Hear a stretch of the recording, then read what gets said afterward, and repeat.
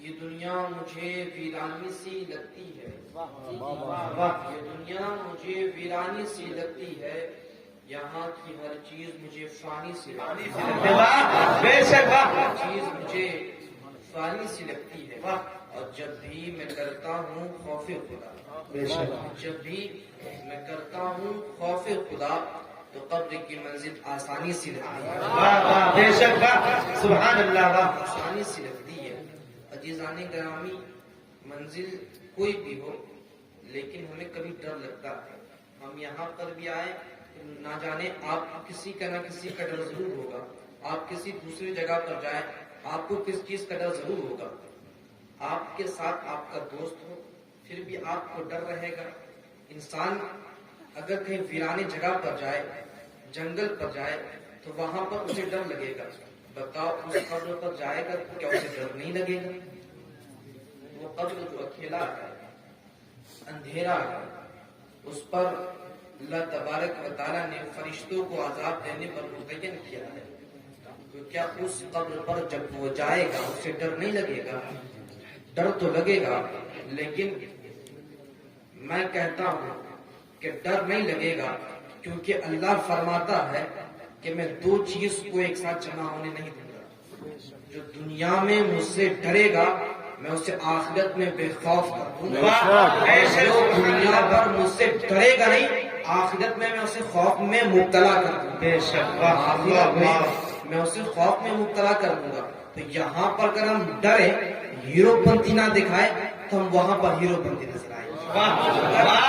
ہم یہاں پر رہ کر اللہ کے خوف کو اپنے دل پر بسائے تو جہنم ہمارے سامنے ہوگا، فرشتے ہمارے سامنے جہنم والے کو گھسیٹتے ہوئے لے جائیں گے، مگر ہمارے دل پر اللہ کے خوف کے ہونے کی وجہ سے اللہ تبارک و تعالیٰ اس وقت کے خوف کو دور کر دے گا اور ہم سب کو مطمئن کر دے گا۔ پھر ہم فرشتوں کو دیکھیں گے تو بھی ہم سکون محسوس کریں گے، ہم جہنم کو دیکھیں گے تو بھی ہم سکون محسوس کریں گے، ہم عرش کو دیکھیں گے تو بھی سکون محسوس کریں گے، ہم فرش کو دیکھیں گے تو بھی سکون محسوس کریں گے، ہم جہنم کو دیکھیں گے تو بھی سکون محسوس کریں گے، ہم کسی بھی چیز کو دیکھیں گے تو ہم سکون محسوس کریں گے۔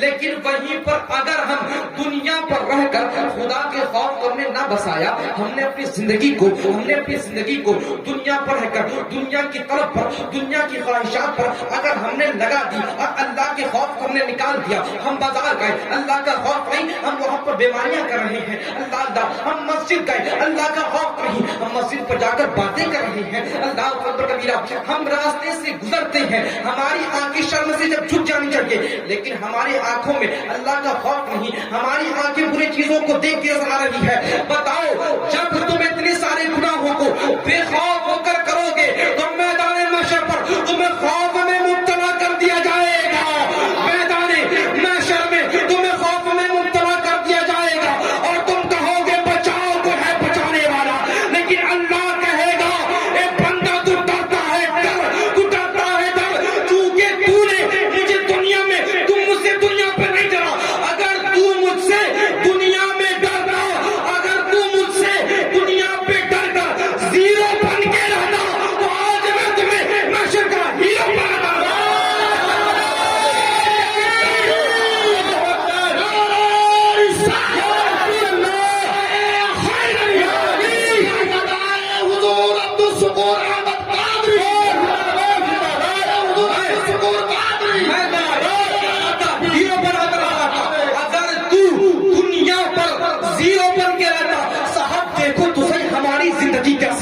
دیکھو تو صحیح آج ہم کتنے ہیرو بنے پھر رہے ہیں، بتاؤ کہ آج جو ہم گناہ چھپ کر کر رہے ہیں کہ وہ ہیرو پنتی نہیں ہے، آج جو ہم گناہوں کو عام کر رہے ہیں کہ یہ ہیرو پنتی نہیں ہے۔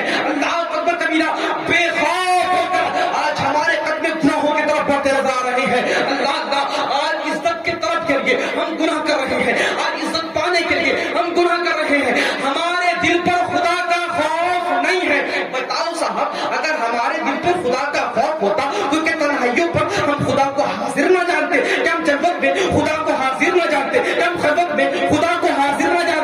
جب ہم خدا کو حاضر جانتے تو ہم گناہ نہیں کرتے، اور جب ہم گناہ نہیں کرتے تو ہم زیرو نہیں ہیرو کہلاتے، مگر ہم نے تو گناہ کیے جس کی وجہ سے میدان محشر میں رسوائیوں کا سامنا کرنا پڑے گا۔ اے میرے صاحب، اس دنیا کی عزت پر، دنیا کی عزت پر تمہیں دیکھ کر تم ہیرو بننے کی کوشش نہ کرنا۔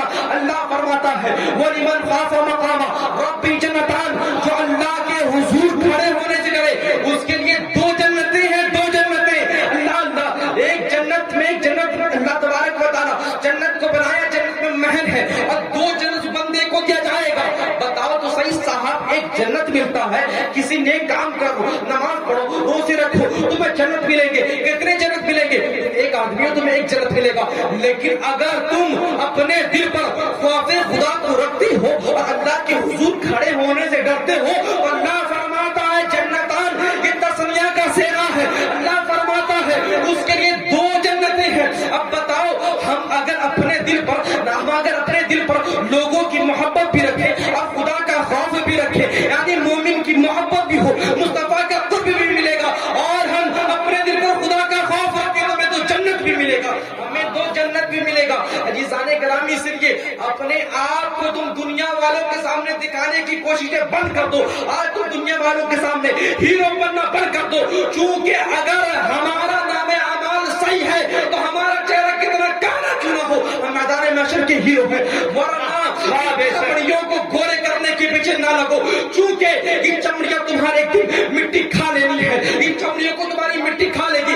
جس لباس کو تم پہننے کے لیے حرام کمائی کر رہے ہو، مجھے بتاؤ تو صحیح، اس لباس کو تم کتنے دن پہنتے ہو؟ مجھے بتاؤ تو صحیح، اپنے آپ سے پوچھو تو صحیح کہ جس لباس کو تم پہننے کے لیے ہزاروں روپے خرچ کرتے ہو، بتاؤ تو صحیح جس لباس کو پہننے کے لیے تم برے کاموں کو کرتے ہو، حرام کاموں کو کرتے ہو، کبھی کوئی لاٹری کا ٹکٹ کاٹ رہا ہے، اللہ اکبر کبیرہ، حرام کام کر کر وہ اپنی زندگی گزار رہا ہے، بتاؤ جو تم نے حرام کھا کر اپنے پیٹ کو سیراب کیا، بتاؤ تو صحیح وہ کھانا کب تک رہے گا؟ کھانا زیادہ دیر تک نہیں رہنے والا، یہ کپڑے جسے ہم پہنتے ہیں یہ کپڑا بھی ایک دن پرانا ہو جائے گا، ہماری ہستی جو ہے یہ بھی ختم ہو جائے گی۔ تو بتاؤ تو صحیح، جب کپڑے پرانے ہو جائیں گے لیکن نام اعمال تمہارا تازہ رہے گا، تمہیں نام اعمال کو وہاں پر رب کے دربار پر پیش کیا جائے گا، اس وقت نام اعمال تازہ رہے گا۔ تم کہو گے یا اللہ میں نے کپڑے پہنے تھے پرانے ہو گئے چھوڑ دے، کہتا نہیں میں نے فرشتوں کو متعین کیا تھا جو لکھ رہا تھا،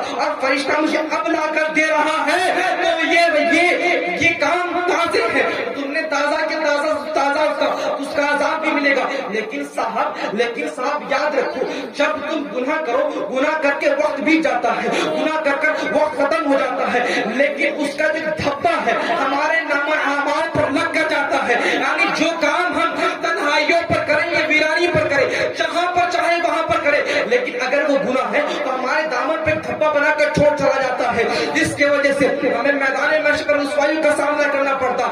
لیکن صاحب وہیں پر اگر ہم کوئی نیک کام کریں تو بتاؤ تو صحیح، وہ نیک کام کو بھی اللہ تبارک و تعالیٰ اپنے دربار پر پیش کرتا نظر آئے گا۔ اچھا بتاؤ صاحب، آج تم نماز کے لیے کنجوسیاں کر رہے ہو، مجھے بتاؤ آج تم ہوٹلوں پر گھوم رہے ہو لیکن نماز کے لیے نہیں جا رہے، بتاؤ تو صحیح کہ ہوٹل کی لذت تمہارے پاس کتنے دیر تک رہے گی؟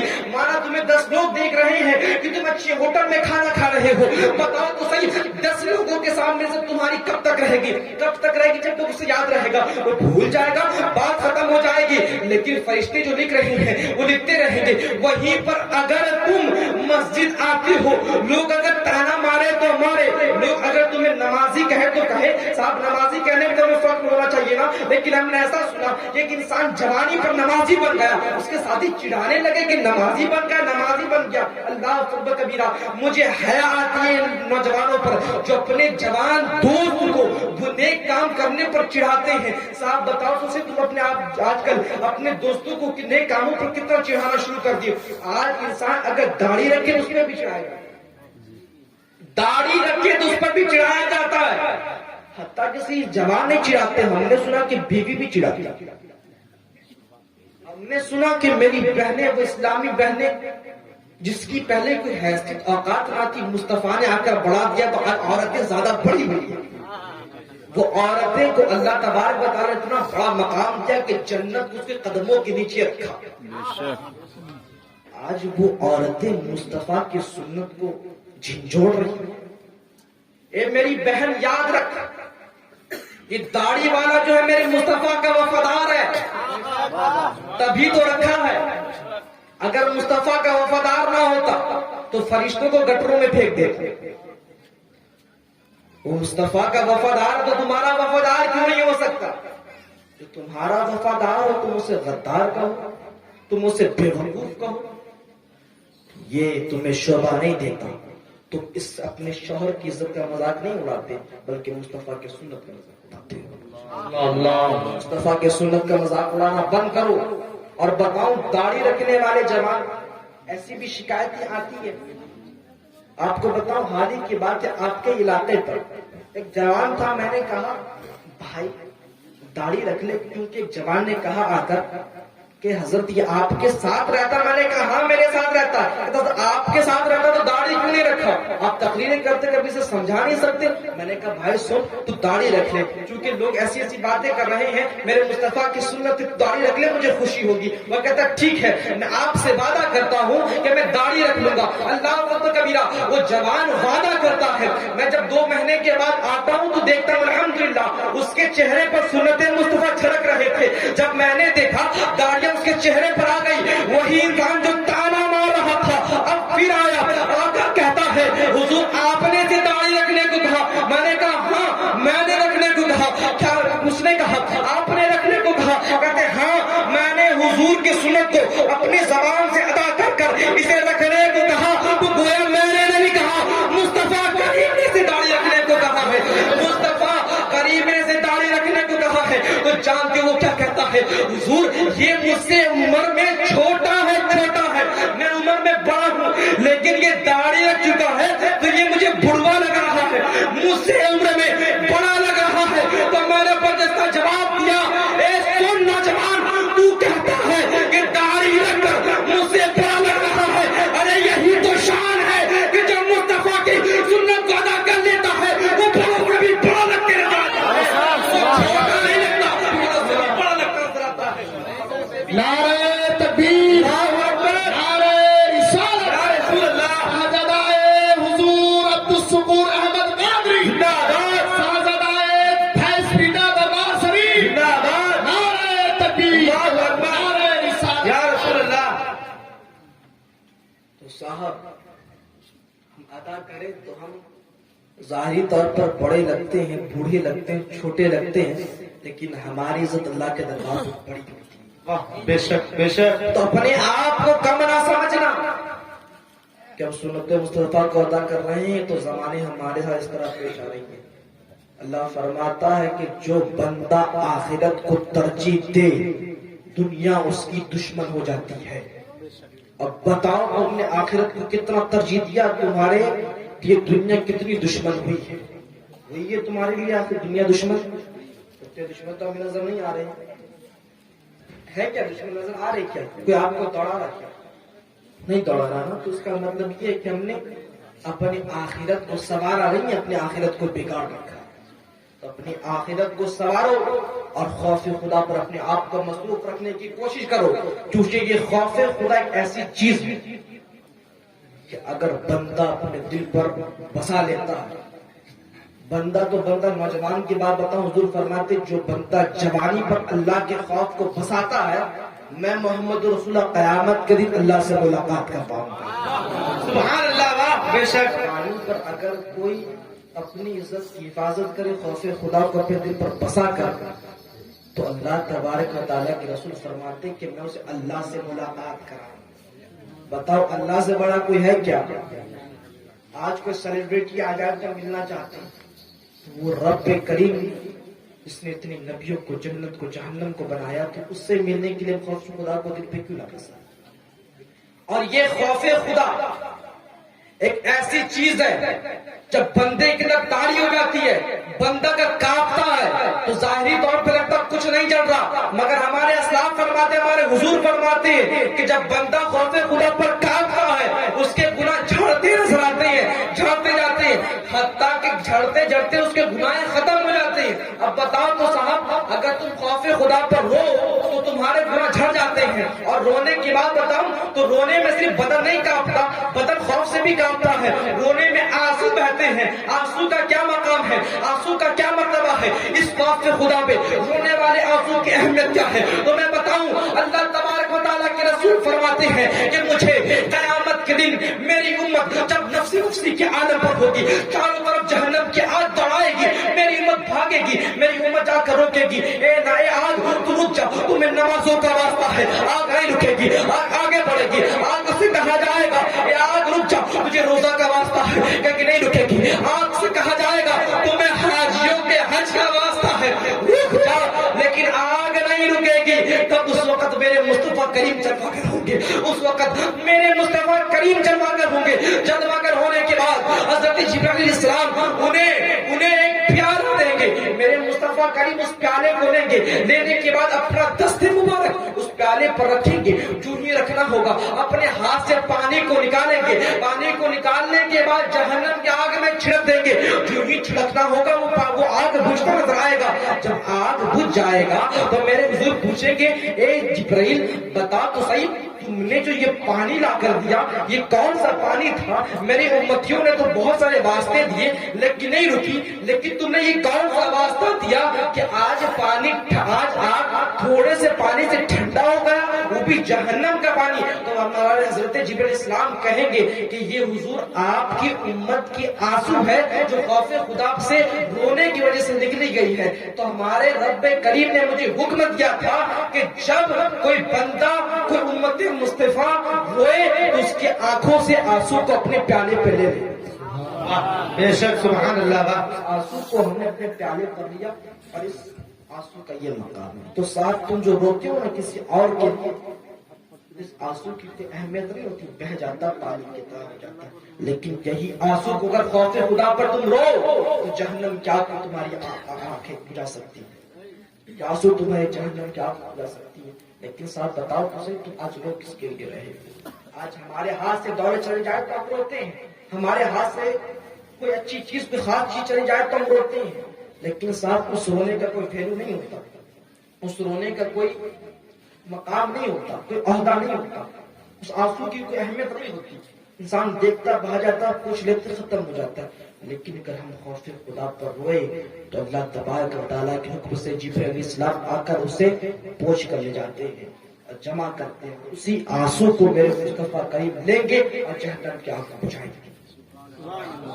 تو اسی لیے عزیزان گرامی, تم اپنے دل پر خوف خدا کو بسانے کی کوشش کرو اور جہاں تک ہو سکے تم نیک کام کرنے کی کوشش کرو. اور موضوع کی طرف آؤں, میں نے اپنا موضوع چنا تھا وہ تعز من تشاء و تذل من تشاء بیدک الخیر, کہ اللہ جسے چاہے عزت دے, جسے چاہے ذلت دے.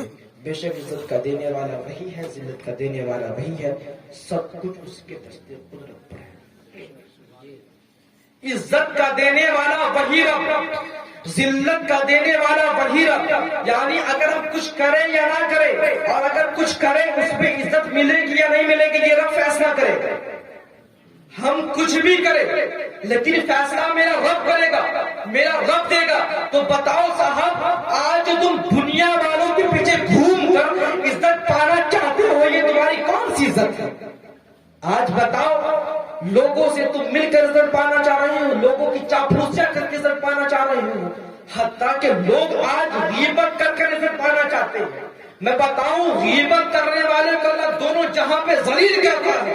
تو تم غیبت کر کر تم عزیز نہیں بن سکتے, ذلیل بن سکتے ہو. تو اسی لیے اگر عزیز بننا چاہتے ہو تو سب کچھ اللہ کے حوالے کر دو اور کہو کہ یا اللہ میں نے عبادت کی تیرے حوالے, ہم نے اچھی کام کی تیرے حوالے, ہم نے جو کچھ بھی کیا سب تیرے حوالے. تو چاہے تو عزت دے, تو چاہے تو ذلت دے. تو سب کچھ جب اس کے دست قدرت پر ہے, سب کچھ اس کے دست قدرت پر ہے, تو صاحب یہ بات کہ تمہیں ابھی پتا چلی پہلے بھی پتا تھی. اگر پہلے پتا تھی تو تم لوگوں کے پیچھے آگے پیچھے کیوں گھوم رہے ہو, دنیا کے پیچھے کیوں گھوم رہے؟ عزت کے لیے اللہ کے آگے آؤ, اس مسجد پر جہاں کر پہنچو, لوگ تمہیں کوئی کچھ بھی کہے لیکن عزت میرا رب دے گا, عزت میرا رب دے گا. تو پھر جب اللہ تبارک و تعالیٰ عزت دے گا تو پھر اللہ کا کام ہم کیوں نہ کریں؟ ہم آج اجرت کے لیے بہت سارے کاموں کو کرتے ہیں لیکن جس کی اجرت ہمیں اللہ اس کام کو ہم کیوں نہیں کرتے؟ ہاں, ہم اجرت کے لیے دنیاوی کاموں کو کرتے ہیں لیکن آخرت والے کام کو جس کی اجرت اللہ تبارک و تعالیٰ دے اس کام کو ہم کیوں نہیں کرتے؟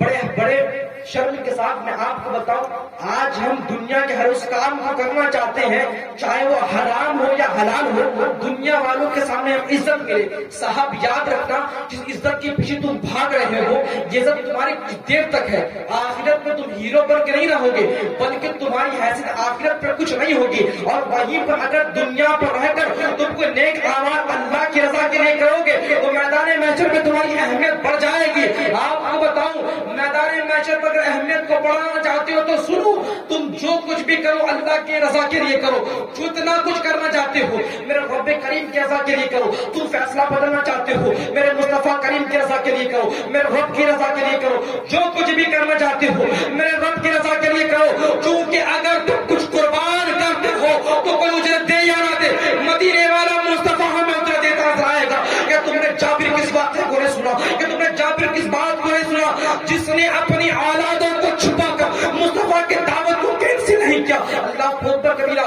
میں آپ کو بتاؤں کہ حضرت جابر علیہ السلام کے بارے میں بتاؤں کہ جابر علیہ السلام اتنے بڑے اتنے اچھے صحابی تھے۔ آپ کو بتاؤں ان کے پر آزمائشیں بھی گزری، انہوں نے اپنی زندگی کو آزمائشوں پر بھی گزارا، لیکن انہیں اس وقت لگ رہا تھا کہ اگر یہ کریں گے تو ذلیل ہو جائیں گے، لیکن ان کے دل پر آیا کہ نہیں، اگر یہ کرے تو میرا رب فرماتا ہے عزت کا دینے والا میں ہی ہوں، ذلت کا دینے والا میں ہی ہوں۔ تو جب اللہ عزت دے گا اللہ کے حبیب کو جو میرا مصطفیٰ خوش کرنا چاہتا ہے اس کے خوشی کے لیے اگر میں اپنی چھوٹی سی بات کو چھپا کر رکھوں، چھوٹی سی بات کو چھپا کر رکھوں تو میرا رب مجھے عزت کیوں نہیں دے گا؟ بتاؤ تو صحیح وہ کون سی چھوٹی بات تھی؟ میں آپ کو بتاؤں جنگ خندق کے واقعے کو بتا کر میں اپنی گفتگو ختم کروں۔ اللہ اکبر کبیرہ۔ جنگ خندق میں ہوتا یوں ہے، سارے صحابی پتھر کو توڑتے توڑتے ایک گڈھا بناتے بناتے تھک چکے تھے، ہر ایک کو بھوک لگی تھی، ہر ایک کو پیاسا تھا۔ جب ہر ایک کو پیاسا تھا تو ایک صحابی نے حضور کے پاس آ کر کہا، حضور ہمیں بہت بھوک لگی ہے، ہمیں اتنی بھوک لگی ہے کہ ہم نے اپنے پیٹوں پر پتھر باندھ لیا ہے، حضور کچھ ایسا انتظام کر دے، حضور کچھ ایسا انتظام کر دے جس سے ہم سیراب ہو جائے۔ اللہ، اس صحابی نے تو ایک پتھر مارا تھا، ایک ہوا آتی ہے، آنے کے بعد مصطفیٰ کے دامن کو ہٹاتی ہے، جو یہ ہٹانا ہوتا ہے مصطفیٰ کے پیٹ پر 2 پتھر بندے ہوئے تھے۔ اللہ اکبر کبیرہ۔ مصطفیٰ کریم کے پیٹ پر 2 پتھر بندے ہوئے تھے اور 2 پتھر کے بندے ہونے کی دلالت زیادہ بھوک لگنے پر تھے، اس صحابی سے زیادہ میرے مصطفیٰ کریم کو بھوک لگی تھی۔ اللہ اکبر کبیرہ۔ تو یہ سارا ماجرا جو ہے نا، پتھر والا دور سے کھڑے حضرت جابر علیہ السلام دیکھ رہے تھے۔ تو جب جابر علیہ السلام دیکھ رہے تھے اپنے گھر پہ جاتے ہیں، اپنی بیوی سے کہتے ہیں، اے میری زوجہ بتاؤ تو صحیح کہ گھر پہ کچھ سامان بھی ہے؟ اللہ اللہ۔ ان کی بیوی کہتی ہے آپ کو کرنا کیا ہے؟ کہتا مجھے حضور کو دعوت دینی ہے، حضور بھوکے ہیں، ہم نے ان کے پیٹ پہ بھرنے ہوئے پتھر کو دیکھ لیے ہیں۔ اللہ اکبر کبیرہ۔ جو بھی جب حضرت جابر علیہ السلام جب اپنی زوجہ سے کہتے ہیں نا،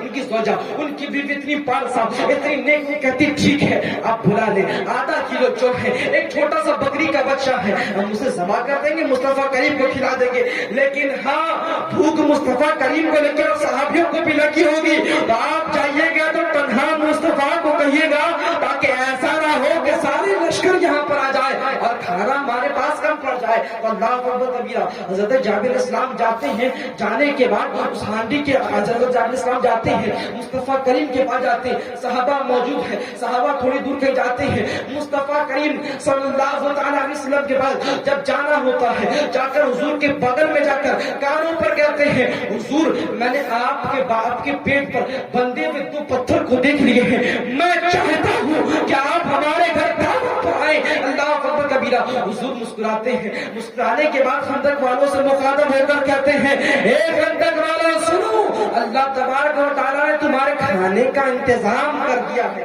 کیا جس کا انتظام کر دیا؟ کھانے کا انتظام کر دیا۔ اب بتاؤ، میرے مصطفیٰ کریم کو دعوت دی گئی، مصطفیٰ کریم نے ہر جگہ اعلان کر دیا، تمام صحابیوں کو کہہ دیا، تمام لشکر والے کو کہہ دیا کہ اللہ نے تمہارے کھانے کا انتظام کر دیا ہے، اور حضرت جابر علیہ السلام کے گھر پر اللہ نے دعوت بھیجی ہے. اللہ حضرت جابر علیہ السلام کو جب یہ بات پتا چلتی ہے کہ مصطفیٰ نے اعلان کر دیا ہے، وہ دوڑے دوڑے جاتے اپنی بیوی کے پاس، کہتے ہیں میری بیوی غضب ہو گیا. بولے کیا بات ہے؟ کہتے ہیں میں مصطفیٰ کو دھیرے سے کان پر جا کر کہا تھا، مصطفیٰ نے اعلان کر دیا. بیوی تھوڑی دیر کے لیے حیران ہوئی، پریشان ہوئی. پھر اس نے کہا آپ نے دعوت کسے دیا ہے؟ کہا میں نے محمد رسول اللہ کو دیا ہے. کہتے محمد رسول اللہ نے کسے دعوت دی ہے؟ انہوں نے پورے لشکر کو دعوت دی ہے. تو آپ گھبرائیں نا، ہم نے حضور کو دعوت دی ہے، حضور کو کھلانے کا کام ہمارا ہے. مصطفیٰ کریم نے لشکر کو دعوت دی ہے، لشکر کو کھلانے کا کام میرے مصطفیٰ کریم کا ہے. تو جس کو ہم نے دعوت نہیں دی اس کے بارے میں بھی سوچنا کیا ہے. اس کو تو ہمارے مصطفیٰ کریم نے دعوت دی ہے. تو مصطفیٰ کریم نے جب دعوت دی ہے وہ خیال کرے. اللہ اکبر کبیرہ.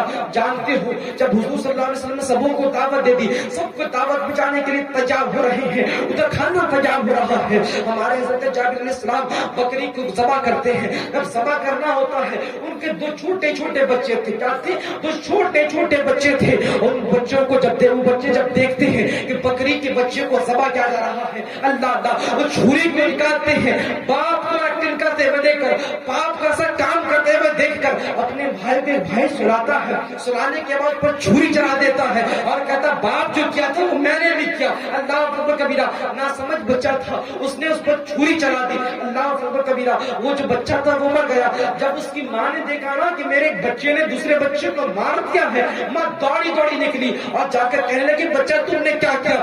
جب دوڑتی دوڑتی گئی بچہ خوف زدہ ہو گیا. جب خوف زدہ ہو گیا وہ بچہ دوڑتا ہوا کہیں گر گیا اور ایسی جگہ پر اتنے اوپر سے نیچے گرا، اس بچے کی بھی موت ہو گئی. اللہ آج مصطفیٰ کریم کی دعوت ہے لیکن دو بچے کا انتقال ہو گیا ہے. بتاؤ تو صاحب اگر اس محفل پر کوئی آج کوئی خاص انسان اگر انتقال ہو جاتا، مجھے یقین ہے کہ یہ پروگرام آج کینسل کر دیا جاتا، خطیبوں کو فون کر کہہ دیا جاتا کہ آج نہ آئے، آج بڑا حادثہ ہو گیا ہے. لیکن میرے صحابیوں پر میں قربان جاؤں، میرے مصطفیٰ کے صحابیوں پر قربان جاؤں. مصطفیٰ کے صحابی نے کیا کیا؟ اس بچے کو لیا، لے جانے کے بعد اسے کہیں چھپا دیا اور کہا ہے میری بیوی بتاؤ تو صحیح اس بچے کو ابھی بھی دفنا سکتے ہیں، بعد بھی دفنا سکتے ہیں، اگر ابھی دفنائیں تو جنازہ پڑھنا پڑے گا. اس کی خبر میرے مصطفیٰ کریم کو ہو جائے گی، مصطفیٰ کریم کو اگر خبر ہو جائے گی تو معاملہ درہم برہم ہو جائے گا. تو میں نہیں چاہتا کہ مصطفیٰ کریم آج بھی بھوکے رہے. اللہ اکبر کبیرہ. میں نہیں چاہتا مصطفیٰ کریم آج بھی بھوکے رہے. تو میں یہ چاہتا ہوں اس بچے کو چھپا دیا جائے،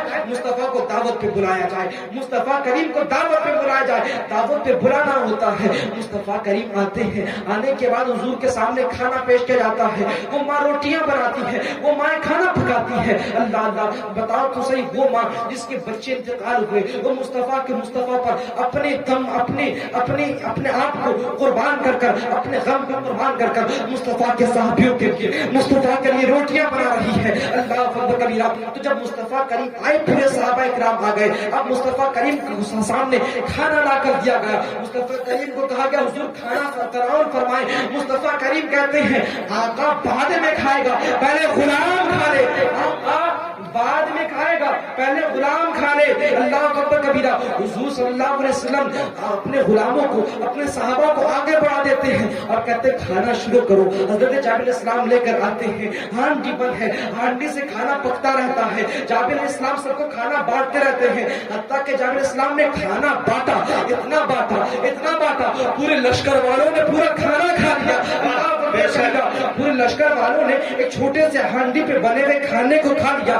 جب میں نے پتا کرنے کی کوشش کی اس ہانڈی میں کیا تھا تو مجھے پتا چلا اس ہانڈی میں کچھ نہیں تھا. کمال تو میرے مصطفیٰ کریم کا تھا کہ مصطفیٰ کریم نے بالدعابہ دہن اس ہانڈی پر رکھ دیا تھا. اس کی برکت سے اللہ تبارک و تعالیٰ نے ہانڈی میں برکت عطا فرمائی. تبارک و تعالیٰ نے ہانڈی میں برکت عطا فرمائی. تو جب سارے صحابی کھا چکے، ہر ایک کوئی کھا چکا، تو باری آئی میرے مصطفیٰ کریم کی. تو حضرت جابر نے کہا حضور آپ میں نے آپ کے لیے دعوت رکھی تھی، آپ ہمارے خاص مہمان ہیں، سب کچھ آپ کے لیے ہے. حضور آپ کھانا کھا لیں. حضور جب دسترخوان پر بیٹھتے ہیں تو کہتے ہیں جابر تمہارے 2 بچے ہیں. اب حضور کہتے جابر تمہارے 2 بیٹے ہیں نا؟ کہتے یا رسول اللہ وہ تو ہے. کہتے بلاؤ. کہتا حضور وہ سو رہے ہیں.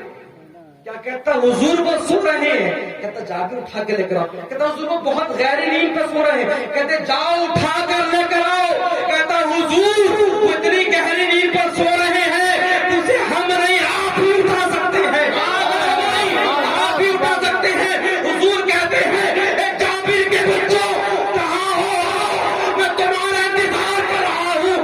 حضور پکارتے ہیں، جابر کے بچے کھڑے ہوتے ہیں اور لبیک یا رسول اللہ کی صدا دیتے ہیں، آقا مصطفیٰ کے ساتھ بیٹھ کر کراتے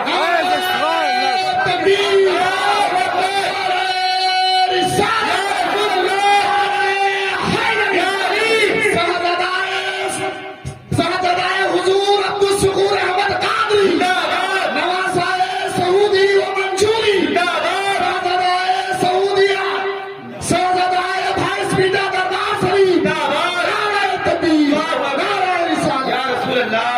مصطفیٰ کے حکم پر دونوں بچے کھڑے ہو گئے، جبکہ وہ انتقال ہو چکے تھے، مر چکے، ایک چھت سے مرے ذبح کر دیا گیا۔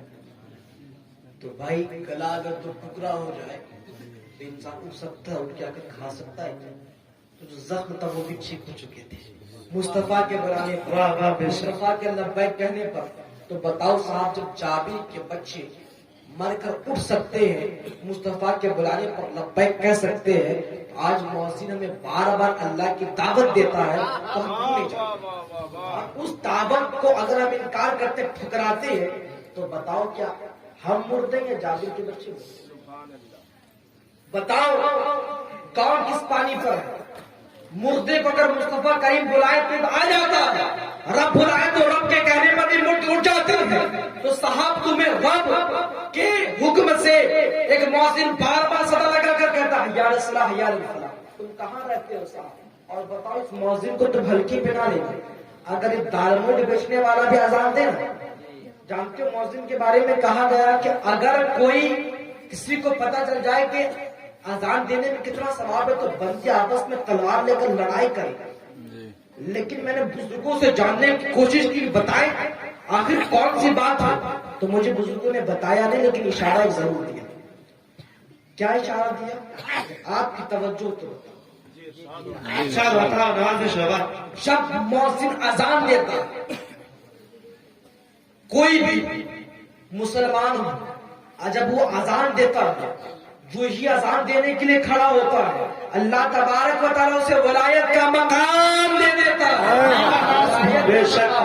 اب دیکھو تم ولیوں کو جانتے ہو کہ اللہ کے دوستوں کو تم دیکھتے ہوگے، کوئی پنڈوا شریف پر ہے، کوئی مہارا شریف پر ہے، کوئی کچوٹا شریف پر ہے، کوئی افتیا شریف پر ہے، کوئی الگ الگ جگہوں پر ہے، لیکن صاحب تم مزاروں کو بعد میں دیکھو، اپنے گھر کے مؤذن کو دیکھو، کیونکہ اللہ تبارک و تعالیٰ اسے بھی ولایت کا مقام دیتا ہے۔ بے شک بے شک۔ ولایت کا مقام اسے ملتی ہے تو اللہ فرماتا ہے کہ ولی جس ہاتھ سے کرتا ہے میں اس کا ہاتھ بن جاتا ہوں، آنکھوں سے دیکھتا ہے میں اس کی آنکھ بن جاتا ہوں، زبان سے بولتا ہے میں اس کی زبان بن جاتا ہوں۔ تو زبان سے جب مؤذن حی علی الصلاۃ حی علی الفلاح کی صدا لگاتا ہے، زبان اس کی ہوتی ہے، بات میرے مصطفیٰ کریم کی ہوتی ہے۔ تو مصطفیٰ کریم کی دعوت کو، میرے رب کریم کی دعوت کو ٹھکرائے بیٹھے ہوں، تو بتاؤ تم آج مردے ہو یا زندے ہو؟ آج ہم چلتے پھرتے لاش ہیں، چونکہ مصطفیٰ کریم کے حکم پر، میرے رب کریم کے حکم پر مردے اٹھ جایا کرتے تھے، لیکن مجھے آج شرم آتی ہے کہ آج ہم اس موبائل کو لے کر مسجد کے نہیں اٹھ سکتے، آج ہم بازاروں سے اپنی مسجد کی طرف روانگی نہیں کرتے۔ مجھے بتاؤ تو صحیح، آج تم شادی خانوں کو آباد کر رہے ہو، چاہے جس شکل پر بھی کر رہے ہو، ہمیں اگر کوئی انسان دعوت دیتا ہے، شادی ہے آنی ہے، ٹھیک ہے وہاں جاتے چلے جاتے ہیں، تو صاحب شادی خانہ پہ تم دور سور سر سفر کر گئے، لیکن اپنے پڑوس کے مسجد پر تمہیں اللہ بار بار دعوت دیتا ہے، جاتے نہیں۔ تو بتاؤ ایک انسان کی اگر دعوت دینے پر تم نہ جاؤ، وہ بھی تمہارا محبوب ہو، تم بھی اس کے محبوب ہو، تو کیا اس انسان کی ناراضگی آپ پر میسر ہوگی یا اس انسان سے محبت ملے گی؟ آپ کو تو ناراضگی میسر ہوگی، ہمیں رب بھی ناراض ہوتا ہے، ہمیں خیال کرنا چاہیے کہ ہم کرتے کیا ہے۔ اور اگر ہم نماز مسجد کو آباد نہیں کرتے، پھر ہم نیک کاموں کو کرتے ہیں، تو صاحب وہ نیک کام کم ہے۔ مصطفیٰ کریم صلی اللہ علیہ وسلم کی آنکھوں کی ٹھنڈک نماز زیادہ ترجیح دیتی ہے۔